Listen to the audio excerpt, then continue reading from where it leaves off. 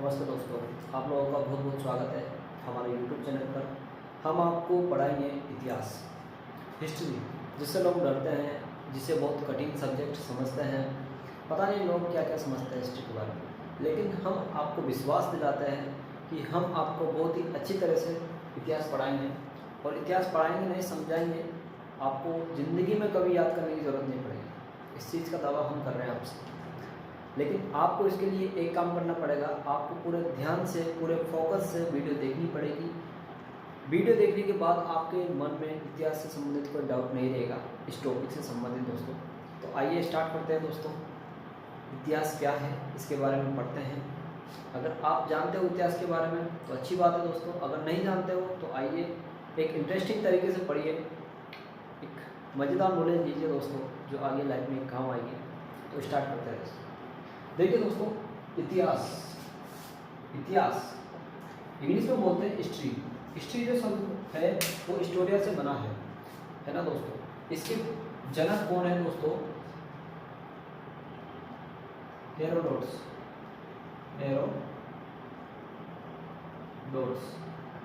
आपको दिख रहा होगा दोस्तों बोर्ड पर, हेरोडोटस इसके जनक है दोस्तों, इसके पिता। इतिहास के पिता एग्जाम में अक्सर क्वेश्चन आते हैं दोस्तों कि इतिहास के जनक कौन है, किसे कहा जाता है इतिहास के पिता। तो देखिए दोस्तों इसका है हेरोडोटस। हेरोडोटस को इतिहास का पिता कहा जाता है दोस्तों। और आगे बढ़ते हैं दोस्तों। इतिहास जो शब्द है दोस्तों वो इति प्लस आस से बना है। इतिहास का मतलब होता है दोस्तों अतीत की बीती हुई चीज़ों से संबंधित जो ज्ञान हमें प्राप्त होता है उसे इतिहास बोलते हैं। यानी कि अगर साधारण भाषा में हम समझे इतिहास किसे कहते हैं, तो दोस्तों इतिहास वह चीज़ है जो अतीत की बीती हुई चीज़ों या क्रमबद्ध ज्ञान को हम इतिहास कहते हैं। अतीत के बीते हुए क्रमबद्ध ज्ञान को हम इतिहास कहते हैं दोस्तों। बहुत ही सिंपल एक लाइन में इसका आंसर है, आप लिख सकते हो अपने एग्जाम में, या आप इसको अपने नॉलेज में रख सकते हो दोस्तों।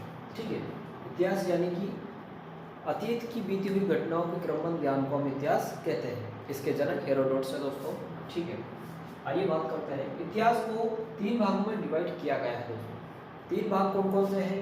एक तो है पुरा पाषाण काल, एक दूसरा है मध्य पाषाण काल, तीसरा है नव पाषाण काल।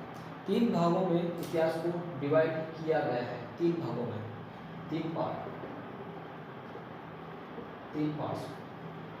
पहला है हमारा पुरा पाषाण काल, मध्य पाषाण काल, नव पाषाण काल। अब आप सोच रहे होंगे इन चीज़ों के पीछे पाषाण काल क्यों लगा हुआ है? इसके पीछे भी पाषाण काल, इसके पीछे भी पाषाण काल, इसके पीछे भी पाषाण काल। आखिर इसका मतलब क्या है दोस्तों? तो देखिए दोस्तों, हम आपको समझाएंगे। इसका मतलब ये है दोस्तों, पाषाण काल का मतलब होता है कि ऐसा युग जो जिसमें मानव ने पत्थर का यूज़ किया था, उपयोग किया था, उसे पाषाण काल बोलते हैं। ठीक है, तो आइए बात करते हैं पुरा पाषाण काल क्या है, इसके बारे में जानते हैं। बहुत इंटरेस्टिंग चीज़ है दोस्तों पुरा पाषाण काल। देखिए दोस्तों, इतिहास जब स्टार्ट हुआ था तो उसको 3 भागों में बांटा गया, हमने बताया। पुरा पाषाण काल, मध्य पाषाण काल और नव पाषाण काल। पुरा पाषाण काल शुरुआती एक दौर था, एक काल था, है ना दोस्तों। तो जब आदिमानव का उदय हुआ तो उन्होंने पुरा पाषाण काल में प्रवेश किया। पुरा पाषाण यानी कि पत्थरों का एक एज, एक युग, पत्थरों का युग, जिसमें मानव ने पत्थरों का यूज़ किया था दोस्तों। आप देखोगे शिकार करने के लिए पत्थरों का यूज़ करते थे, वो नुकीले पत्थरों का यूज़ करते थे। और तो हम इसके पॉइंट आपको बताएंगे बहुत ही शानदार तरीके से, तो ध्यान से हमारी वीडियो को देखिए फोकस के साथ। पहला है दोस्तों इसका भोजन। तो मन में सवाल आता है कि पुरा पाषाण काल के जो आदि मानव थे उनका भोजन क्या था? देखिए दोस्तों, पुरा पाषाण काल के जो आदि मानव थे उनका भोजन था कंदमूल, फल, शिकार, कच्चा मांस खाते थे। ये इनका भोजन था। किनका? आदिवासियों का, सॉरी आदि मानव का। जो आदि मानव थे जंगलों में रहते थे, कंदमूल, फल, मांस शिकार करते थे आदि, ये चीज़ें इनका भोजन था दोस्तों। ठीक है, दूसरा पॉइंट है दोस्तों इसका शिकार। अब मन में सवाल आता है कि जब आदि मानव रहते हैं जंगल में तो वो क्या किस प्रकार से रहते थे, किस प्रकार से अपना जीवन व्यतीत करते थे? तो देखिए वो शिकार करते थे दोस्तों, और शिकार इस प्रकार से करते थे, शिकार का यूज़ अपने भोजन के रूप में भी करते थे और मनोरंजन के रूप में भी करते थे। तो 2 प्रकार से शिकार का यूज़ होता था। तो यहाँ पर दिया गया है शिकार, मनोरंजन के रूप में और भोजन के रूप में शिकार का यूज़ किया जाता था दोस्तों। ठीक है, इसका तीसरा पॉइंट है दोस्तों, बहुत बड़ा अच्छा और शानदार टॉपिक है, अक्सर एग्जाम में पूछा जाता है, चाहे कम्पिटिटिव एग्जाम हो, किसी भी एग्जाम हो, इतिहास से संबंधित ये क्वेश्चन अवश्य पूछे जाते हैं। उम्मीद है अगर आप इस वीडियो को देख रहे हो तो ज़्यादा से ज़्यादा इसको समझने का प्रयास कीजिए दोस्तों, समझने का प्रयास कीजिए, क्योंकि आप जितना समझोगे उतना जानोगे चीज़ों के बारे में। क्योंकि कहा जाता है कि दोस्तों एक किताब को 10 बार पढ़ना बहुत बेहतर माना जाता है, ना कि 10 किताबें पढ़ना। उम्मीद है दोस्तों आप लोगों को मेरी बात समझ में आ रही होगी। आप 10 किताब मत पढ़िए दोस्तों, एक किताब पढ़िए, उसको 10 बार पढ़िए, आपको वो किताब याद हो जाएगी। मेरा कहने का मतलब ये है, आप टॉपिक को, चाहे इतिहास का टॉपिक कोई सा भी हो दोस्तों, मैं पढ़ा रहा हूँ, कोई सा भी टीचर हो वो सेम पढ़ाएगा, लेकिन डिफरेंट रहता है कि हम किस टाइप से समझ रहे हैं, डिपेंड स्टूडेंट पे करता है कि वो किस टाइप से समझ रहा है। मैं आपको बहुत सरल भाषा में, आम भाषा में समझा रहा हूँ दोस्तों, बहुत आम भाषा में, है ना दोस्तों। आग का आविष्कार कब हुआ था? अक्सर एग्जाम में पूछा जाता है, आग का आविष्कार कब हुआ था? आग का आविष्कार पुरापाषाण काल में हुआ था। तो पुरापाषाण काल में आग का आविष्कार हुआ था। और इसके बाद नेक्स्ट पॉइंट है हमारा गुफा आश्रय, यानी कि जो आदि मानव थे वो कहाँ पर रहते थे? आदि मानव रहते थे गुफा में, क्योंकि पेड़ों के नीचे रहते थे, जो बड़े बड़े पेड़ रहते थे उनके नीचे बैठ जाते थे, बारिश होती थी तब गुफाओं में रहते थे, आदि अन्य चीज़ों में रहते थे। तो उम्मीद है ये चीज़ें आपको समझ में आ रही होगी। और औजार की बात हम बता रहे हैं आपको, पुरापाषाण काल में जो आदि मानव थे उनके पास क्या क्या औजार थे, वह अपनी रक्षा किस प्रकार से करते थे। देखिए दोस्तों, पुरापाषाण काल में जो आदि मानव थे वो जानवरों से, जो बहुत ही हिंसक जानवर थे, बड़े बड़े जानवर थे, उनसे किस प्रकार से अपनी रक्षा करते थे। देखिए दोस्तों, आदि मानव अपनी रक्षा करने के लिए पहला तो आग का उन्होंने यूज़ करते थे, क्योंकि आग का आविष्कार पुरापाषाण काल में हुआ है। अगर क्वेश्चन आए कॉम्पिटिटिव एग्जाम में, आग का आविष्कार पुरापाषाण काल में हुआ है। आग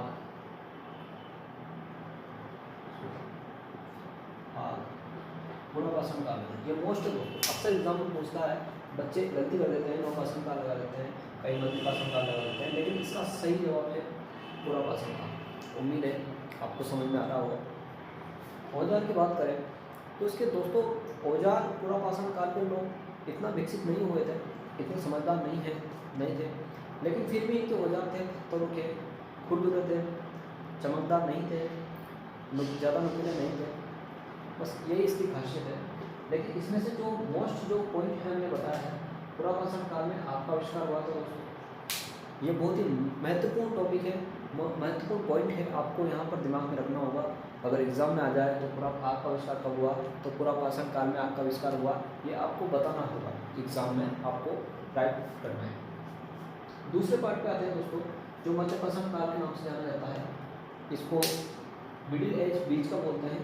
इतिहास का बीच का भाग होता है मध्यपाषाण काल। इतिहास को 3 भागों में डिवाइड किया है दोस्तों, दोबारा रिपीट करते हैं, पुरापाषाण काल, मध्यपाषाण काल और नवपाषाण काल। आपको समझ में आ रहा होगा दोस्तों, उम्मीद है। तो मध्यपाषाण काल के बारे में बात करते हैं, तो इसका भोजन क्या है। देखिए दोस्तों, जब नवपाषाण काल में आग का आविष्कार हो गया था, तो उम्मीद है आग का आविष्कार होने के बाद आदि मानव ने अपना भोजन पकाकर खाया है। इसके ऐसे साक्ष्य मिलते हैं, ऐसे इतिहासकार बताते हैं दोस्तों कि जब आग का आविष्कार हुआ था पुरापाषाण काल में, तो मध्यपाषाण काल में आगे बढ़े, इसके बाद इस एज में आए, इसके बाद इस एज में आए, ये बढ़ते क्रम में दोस्तों, बढ़ते क्रम में। मध्यपाषाण काल दूसरे नंबर पे है। तो भोजन, इसमें आदि मानव अपना भोजन कंदमूल, फल, मांस तो पकाकर खाता था, भूनकर खाता था आग पर। ठीक है दोस्तों। शिकार क्या करता था दोस्तों? शिकार वही जो पुरापाषाण काल में वो शिकार करता था, जंगलों में अपने हथियारों से, औजारों से जो शिकार करता था, उस प्रकार अपना शिकार करता था। अक्सर शिकार हिरण, छोटे जानवरों का करता था दोस्तों, बकरी, हिरण आदि इन जानवरों का करते थे। ज़्यादा विशाल जानवरों का कोई शिकार नहीं करता था, क्योंकि उसकी क्षमता से बड़े हैं, तो उसका शिकार करना असंभव है दोस्तों। हाँ, अगर ग्रुप में हो, सामूहिक रूप से अगर शिकार कर रहे हो तो हो सकता है, लेकिन इकल्ला व्यक्ति या 2 व्यक्ति के बस की बात नहीं है, आप भी जानते हो। आश्रय स्थल क्या है दोस्तों? मध्यपाषाण काल में मानव आश्रय स्थल, गुफा और पेड़ों के नीचे बैठ जाता था। लेकिन दोस्तों हम सभी जानते हैं कि पेड़ों के नीचे बैठने से ना तो वह पूरी तरह से सुरक्षित है, ना ही उसका खुद का आश्रय स्थल है। इस प्रकार मानव ने सोचा कि अब पेड़ों के नीचे या गुफा में रहने में कोई हमारी भलाई नहीं है, हमें अपना घर बनाना होगा। तो फिर आगे जैसे एज बढ़ेगी हम आपको बताएंगे उसके बारे में। तो आश्रय स्थल आप इसका समझ सकते हो कि गुफा में रहता था और पेड़ों के नीचे रहता था। जो बड़े बड़े पेड़ होते थे, बरगद के, पीपल के बड़े बड़े विशाल पेड़ होते थे और भी जंगल में, उनके नीचे रहता था। ठीक है। अब दोस्तों हम इसको देखते हैं औजार क्या थे। इसके औजार बहुत छोटे थे दोस्तों, इसकी अपेक्षा बहुत छोटे थे ना, लेकिन इसकी खासियत क्या है, जब देखते हैं समय के अनुसार हर चीज़ बदलती है। पूरा पाषाण काल में औजार अलग थे, बड़े थे, खुरदुरे थे, है ना दोस्तों। अब मध्य पाषाण काल में जो औजार थे वो नुकीले थे, छोटे थे, नुकीले थे, लेकिन उसका वार बहुत खतरनाक था। नुकीले होंगे तो वार तो खतरनाक होगा, जानवर आसानी से मरेगा, शिकार होगा। बहुत नुकीले औजार थे इसके, अच्छे औजार थे। पशुपालन देखिए दोस्तों, जब आग का आविष्कार हुआ, पूरी चीज एक चीज़ से डिपेंडेंट है, आग। जब पूरा पाषाण काल में आग का आविष्कार हुआ तो स्वाभाविक रूप से पशुपालन के रूप में उन्होंने अपना जीवन स्थापित किया दोस्तों। और स्थापित करने के बाद उन्होंने पशुपालन के रूप में पशुओं को चराना सीखा, उनको एक साथ लाना सीखा। और ऐसा माना जाता है कि इनका पहला पालतू पशु कुत्ता है, कुत्ता इन्होंने पाला है। आदि मानव का पहला पालतू पशु कौन है दोस्तों? कुत्ता है। अक्सर एग्जाम में पूछा जाता है ना।